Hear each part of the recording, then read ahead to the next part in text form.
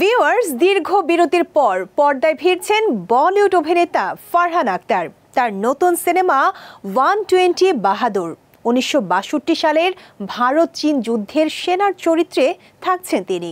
সিনেমাটির প্রেক্ষাপট রেজাংলা উপত্যকার যুদ্ধ।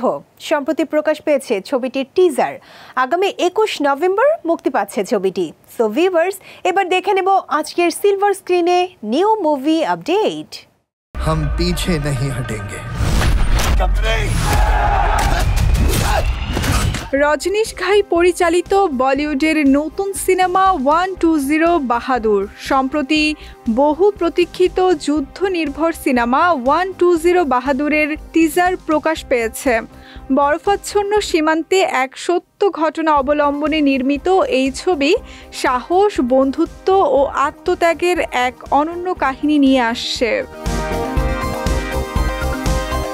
বরফে ঢাকা যুদ্ধক্ষেত্রে একদল সেনার সংগ্রাম ও আত্মোৎসর্গের গল্পকে বড় পর্দায় জীবন্ত করতে নির্মাতারা নিয়েছেন বাস্তব যুদ্ধের অনুপ্রেরণা।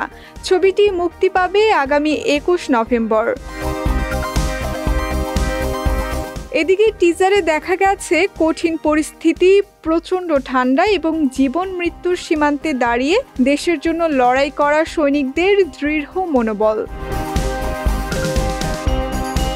নির্মাতার ভাষ্য, 120 বাহাদুর শুধু যুদ্ধের গল্প নয়, এটি এক অসামান্য ত্যাগের স্মারক যা দর্শকদের হৃদয়ে গভীর ছাপ ফেলবে। সো ভিউয়ার্স, চাইলে সময় নিয়ে দেখে ফেলতে পারেন ছবিটি।